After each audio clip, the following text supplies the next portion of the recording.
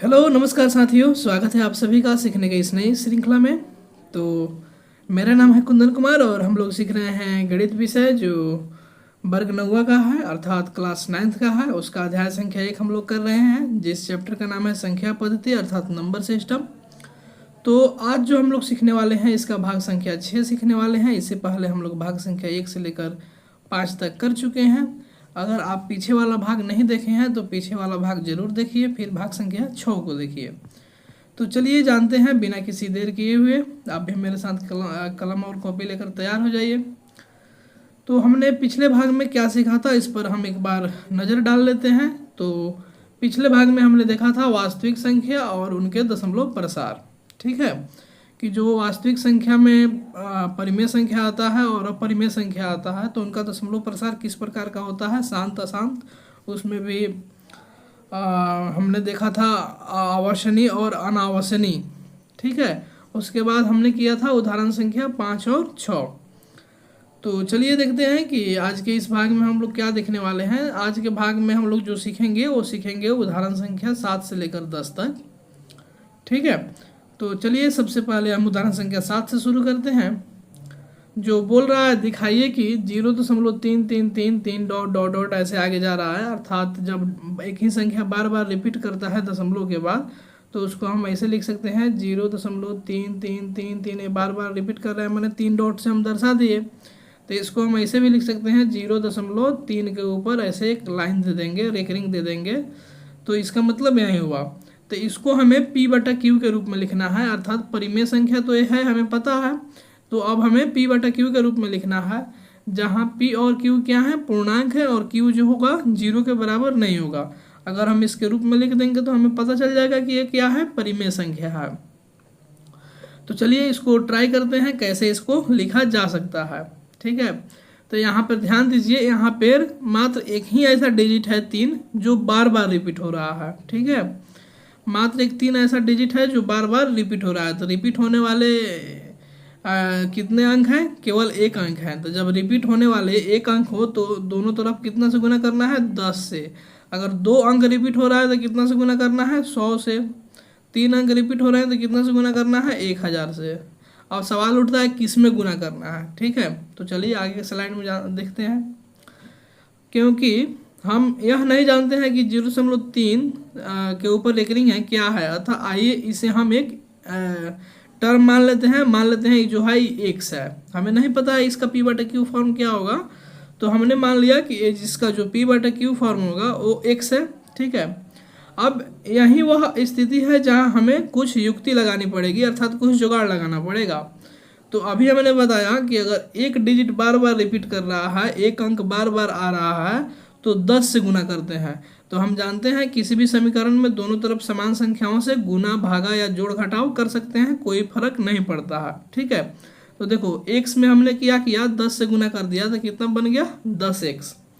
और 0.33 में फिर हमने 10 से गुना कर दिया 0.33 में। तो जब 10 से गुना करेंगे तो 1 दशमलव आगे की तरफ शिफ्ट हो जाएगा, तो ये बन जाएगा हमारा 3 दशमलव, फिर 3 3 3 3 ऐसे आता जाएगा, फिर ऐसा ही रहेगा। ठीक है ना। तो अब जरा ध्यान से देखो बाबू, ये जो 10x है ना अर्थात 10x, तो हम इसको ऐसे ही रहने देते हैं अभी। अब ये जो 3.3333 आपको दिख रहा है, इसको हम 2 भाग में लिखने वाले हैं। एक जो पूरी वाली संख्या है उसको एक साथ, और जो बाकी के ये जो संख्या है इसको एक साथ। तो अभी हमने x बराबर क्या माना था, 0.3333 डॉट डॉट।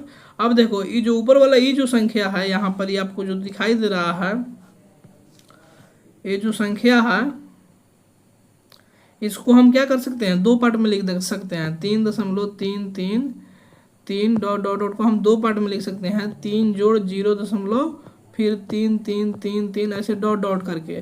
तो देखो ये 3 हमारा अलग हो गया और ये जो बच गया अलग हो गया, फिर दोनों को जोड़ेंगे तो ये ऊपर वाला आ जाएगा। तो देखो यहाँ से ये 3 आ गया, और ये जो 0.3333 है इसको हमने x माना है, तो यहाँ पर हमने क्या रख दिया, x रख दिया।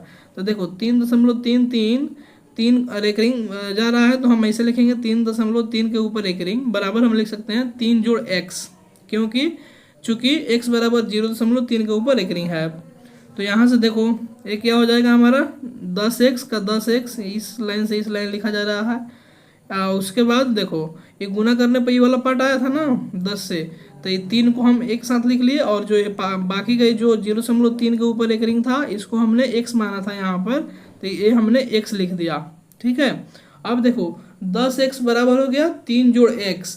अब 10x में से एक x घटाएंगे तो कितना आएगा 9x। 9x बराबर कितना हो जाएगा 3, और x बराबर कितना हो जाएगा 9 गुना में है इधर, तो दाहिने साइड जाएगा तो भागा में होगा, तो 3/9 अर्थात 1/3।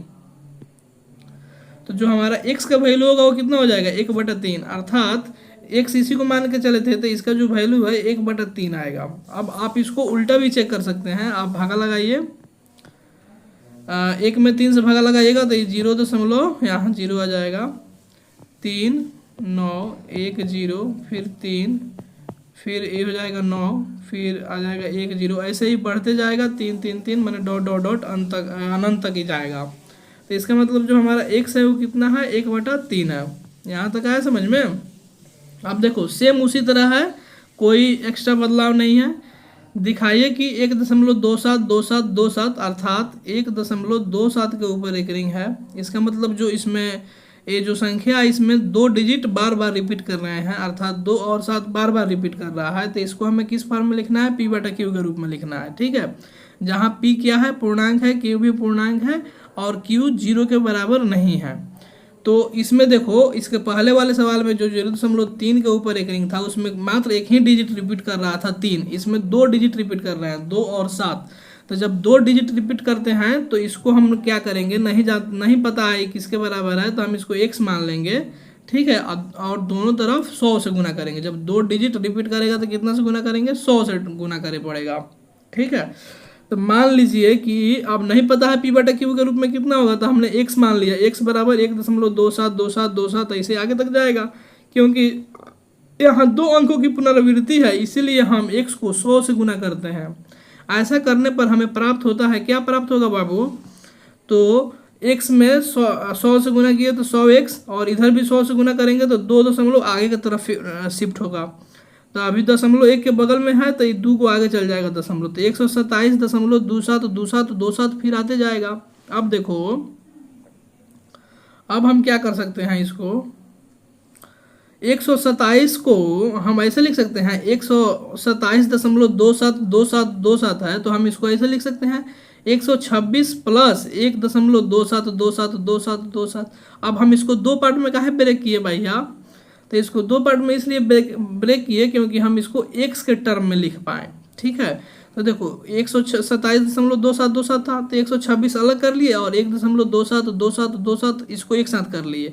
अब हमें 126 के 126 लिख दिया, इतना का वैल्यू हमें पता है कि हम x मानकर चलते हैं। ठीक है, तो ये क्या हो गया 100x घटाओ x, तो इसको जब हम आगे हल करेंगे तो 100x में से x चला जाएगा तो कितना बचेगा 99x बराबर कितना 126, तो x बराबर हो जाएगा 126/99। अब जरा ध्यान दीजिए, जब इसको हम काटेंगे 9 बार में तो कितना आ जाएगा, 14 का पहाड़ा जब 9 बार पढ़ते हैं तो कितना आता है 126, 14 9 126 और 11 9 99, अर्थात 14/11 जो होगा इसका सही आंसर होगा। ठीक है, आप इसके इस विलोम की जांच कर सकते हैं, अर्थात 14/11 को मैंने भागा लगाइए ऐसे, तो जो आंसर आएगा इतना ही आएगा, 1.272727 ऐसे आते जाएगा। ठीक है, तो यहाँ तक आपको समझ में आया होगा। अब देखिए सेम प्रोसीजर है, इसमें बोला है दिखाइए कि 0.23535353 0.235353 ऐसे रिपीट कर रहा है। ठीक है, 0.235353 अर्थात इसमें जो ये 3 5 है ये बार बार रिपीट कर रहा है, ये 2 एक बार ही आया है बस, तो ये 3 5 बार बार रिपीट कर रहा है। तो हम इसको ऐसे लिख सकते हैं 0.2 और 3 5 के ऊपर रेकरिंग। ठीक है, अब देखो तो इसको हमने ऐसे लिख दिया। अब हमें इसे कन्वर्ट करना है कि इसमें P/Q के रूप में। P बटा Q के रूप में, जहाँ P क्या है, पूर्णांक है, Q भी पूर्णांक है, और जो Q है 0 के बराबर नहीं है। ठीक है, तो इसको हमें इसमें बदलना है, तो हमें नहीं पता है, तो हमने क्या किया, इसको हमने x मान लेंगे। क्या मान लेंगे, x मान लेंगे। मान लीजिए कि x बराबर जितना दिया उतना हमने मान लिख लिया, 0.235। अब जरा ध्यान दीजिए, यहाँ यह देखिए कि 2 की पुनरावृत्ति नहीं होती। यहाँ ये जो 2 है ना, ये एक ही बार आया है, उसके ऊपर रेकरिंग नहीं है, इसका मतलब 2 की पुनरावृत्ति बार बार नहीं आ रहा है। परंतु खंड 3, 5 की पुनरावृत्ति होती है, क्योंकि 2 अंकों की पुनरावृत्ति हो रही है, इसलिए हम x को कितना से गुना करेंगे, 100 से गुना करेंगे। आपको पहले ही बताया है, जब 1 अंक की पुनरावृत्ति हो तो 10 से करेंगे, 2 अंक की हो तब 100 से, और 3 अंक की हो तब 1000 से। ऐसा करने पर हमें प्राप्त होगा, जब x में 100 से गुना करेंगे तो 100x, और 0.23535, इसमें जब गुना करेंगे तो 2 दशमलव आगे शिफ्ट हो जाएगा, अर्थात ये हो जाएगा 23.535, ऐसे हो जाएगा हमारा।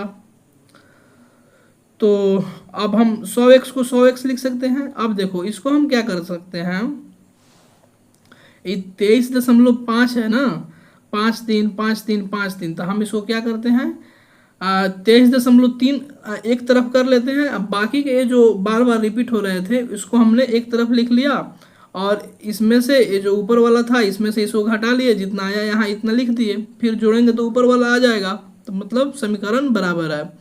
तो 23.3 और जोड़ 0.23535, ऐसे करते जाएंगे। तो देखो, ये 23.3 आ गया, इसको हमने x माना था, तो यहाँ x लिख दिया। तो अब देखो, ये 100x में से x घटेगा तो कितना आ जाएगा, 99x बराबर 23.3।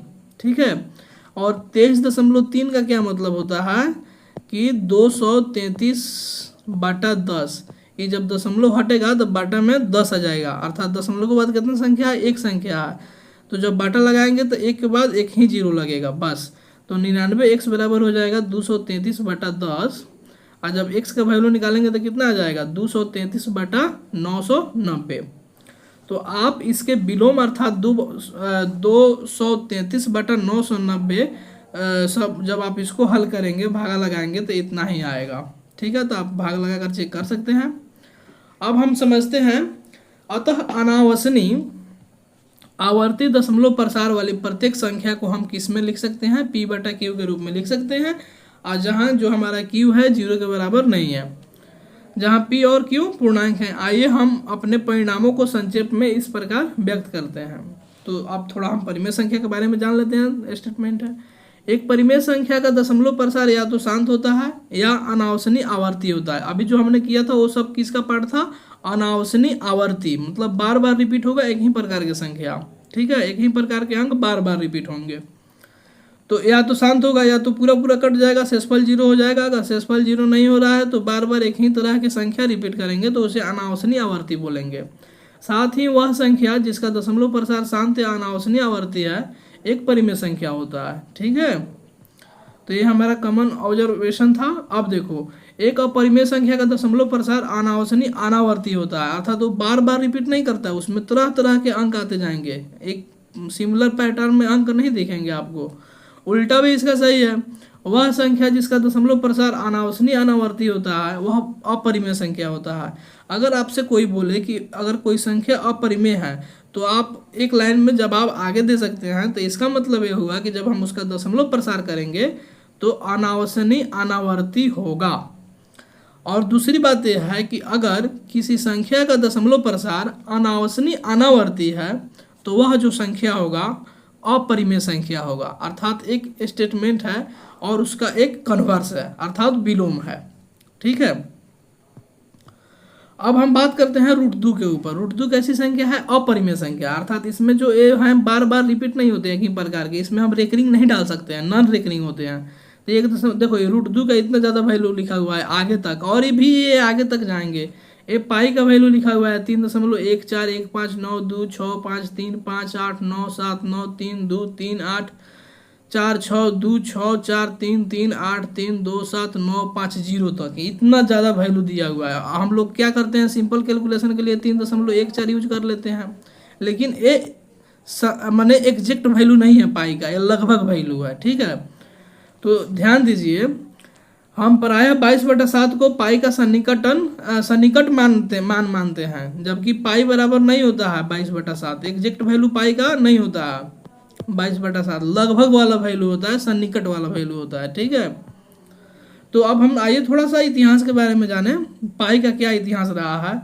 तो यूनान के एक प्रबुद्ध व्यक्ति जिनका नाम था आर्किमिडीज ही वह पहला व्यक्ति था जिसने पाई के दशमलव प्रसार में अंकों को अभिकलित किया था। ठीक है, जो पाई था उसको अंक में अभिकलन किए थे इसका, और उन्होंने बताया था जो पाई का वैल्यू होता है वह 3.140845 से बड़ा होता है और 3.142857 से छोटा होता है, अर्थात इन दोनों वैल्यू के बीच में पाई का मान होता है। ठीक है, और हमारे जो भारतीय गणितज्ञ हैं आर्यभट्ट, जिनका समय काल था 476 से 550 ईस्वी तक, तो वो तो गणितज्ञ थे ही, साथ साथ वो खगोलविद भी थे। चंद्र ग्रहण सूर्य ग्रहण कैसे लगता है इस सब का भी व्याख्या किए हैं उन्होंने। तो ये जो आर्यभट्ट जी थे, इन्होंने 4 दशमलव स्थानों तक शुद्ध पाई का मान कैलकुलेट किया था, ज्ञात किया था कि जो पाई का मान होता है दशमलव के बाद 4 अंकों तक इन्होंने कैलकुलेट किया था, 3.1416। अभी के समय में अगर हम बात करें, मैंने उच्च चाल कंप्यूटरों, मैंने सुपर फास्ट जो कंप्यूटर होता है और उन्नत कलन विधियों अर्थात एल्गोरिदम का प्रयोग करके 1.24 ट्रिलियन से अधिक दशमलव स्थानों तक पाई का मान अभिकलित किया जा चुका है। और इसमें बहुत सारे कंप्यूटर लगे हुए हैं जो इसका मान निकाल रहे हैं, मान निकालते निकालते थक जाते हैं। ठीक है, कंप्यूटर भी थक जाता है। तो 1.24 ट्रिलियन से भी अधिक दशमलव का मान निकाला जा चुका है। ठीक है, तो यहाँ तक समझ में आया होगा। अब देखो उदाहरण संख्या 10 है जो बोल रहा है कि 1/7 और 2/7 के बीच एक अपरिमेय संख्या ज्ञात कीजिए। तो आपको पता है कि 1/7 को हम ऐसे लिखते हैं रेकरिंग फॉर्म में 0.142857। नहीं आता है तो ऐसे भागा लगाइए, जितना आएगा ये इतना ही आएगा। ये यहाँ 0 दशमलव लगाएंगे तो यहाँ 10 एक 0 और आ जाएगा, तो ये कितना हो जाएगा 10। 1 लगाएंगे यहाँ 7, तो 10 में 7 गया 3। ऐसे आगे का हल करते जाएंगे तो इतना आ जाएगा। अब देखो 2/7 कर रहा है ना, तो सिंपल इसमें क्या करेंगे 2 से गुना कर देंगे। अब देखो 2 × 7 = 14, 5 × 2 = 10, 1 = 11, 8 × 2 = 16, 1 = 17, 2 × 2 = 4, 1 = 5 और 4 × 2 = 8 और 2 × 1 = 2 और 2 में 0 से गुना करेंगे 0। इसके ऊपर भी रेकरिंग है, इसके ऊपर भी रेकरिंग लगा देंगे। ठीक है, तो हम सरलता से परिकलित कर सकते हैं। 2/7 भी प्राप्त हो गया, 1/7 भी हमें प्राप्त हो गया। अब इसके बीच का एक अपरिमेय संख्या ज्ञात करना है, तो आसानी से ज्ञात कर सकते हैं। जैसे देखो यहाँ जो है 0.14 है ना, और यहाँ पे 0.28 है, तो 1/4 के आगे आता है क्या 1/5, तो हम इस प्रकार लिख सकते हैं 0.150। उसके बाद 1/500, 1/500, 1/5 4 टाइम्स 0, ऐसे ही बढ़ते जाएगा। तो ये हमारा ये क्या मिल गया, अपरिमेय संख्या मिल गया। तो अगले भाग में जो हम लोग सीखने वाले हैं, इन्हीं सब उदाहरण पर आधारित हमारा एक प्रश्नावली 1.3 है, उसको हम लोग करेंगे। आप अपने से ट्राई कीजिए, हमें आशा है कि आप अपने से भी कर सकते हैं। इसमें का जितना प्रश्न दिया हुआ है कठिन नहीं है। तो आपसे फिर अगले वाले भाग में हम मिलेंगे। तब तक आपका बहुत बहुत धन्यवाद। जय हिंद।